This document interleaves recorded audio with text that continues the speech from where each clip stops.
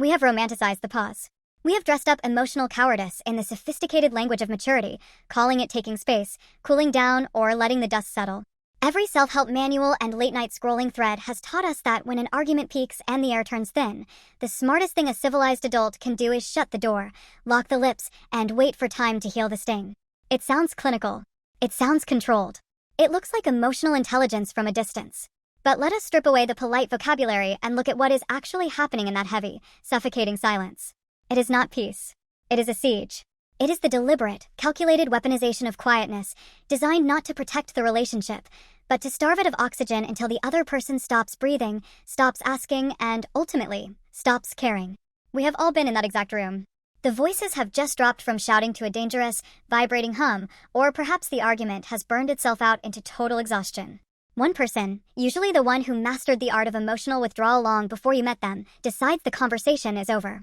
Not because it is resolved, but because it is inconvenient. They cross their arms, turn their face toward the window or down at a glowing phone screen, and pull down an invisible iron curtain.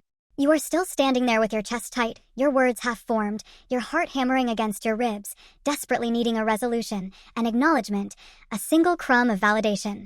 But you get nothing. Just the deafening roar of nothingness. And in that moment, you are conditioned to believe that you are the crazy one for wanting to fix it, while they are the noble saints preserving their inner peace. This is the great deception of the modern relational handbook, the belief that silence is neutral. It is never neutral. Silence during a conflict is an active, violent exertion of power.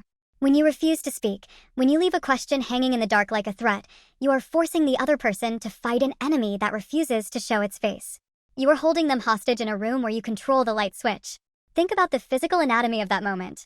Your pulse is racing, your palms are cold, and you are desperately throwing out sentences, explanations, apologies, pleas for connection, and watching them crash against a brick wall of absolute, unblinking indifference. Every unanswered text, every averted gaze, every stony hour where they pretend you do not exist is a micro-execution of your emotional security. You are left standing in the wreckage of an argument, bleeding out on the living room floor, while your partner steps over you with careful precision to make a cup of coffee, acting as if your pain is simply an inconvenience, blocking their pathway to the kitchen. What makes this weapon so insidious is that it masquerades as self-control. Society tells us to admire the person who walks away, the one who keeps their cool, the stoic who refuses to engage in a screaming match. But there is a yawning chasm between taking a healthy pause to regulate your nervous system and using silence as a punishment. Healthy pacing is, I am overwhelmed, I need 20 minutes to calm down, and then we will talk. Weaponized silence is, you have upset me, therefore I am going to revoke my presence, my warmth, and my basic human acknowledgement until you feel small enough to apologize for ever having a voice. It is a passive-aggressive dictatorship. It shifts the entire burden of repair onto the victim of the silence.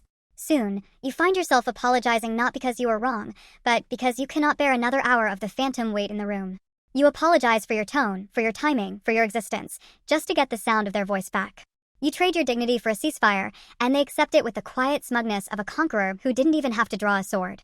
The tragedy is not that people do this, it is that we have learned to normalize it. We teach each other how to ghost the people we share a bed with. We have streamlined the art of emotional abandonment, wrapping it up in therapy speak, so we don't have to look at the ugly truth of our own cruelty. When you shut someone out, you are not protecting yourself.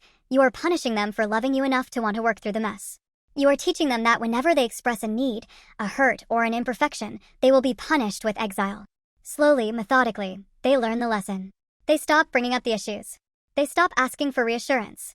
They swallow their complaints down until their own chest feels like a cage, because they realize that the temporary pain of an argument is a vacation compared to the psychological torture of being ignored by the person who is supposed to be their home.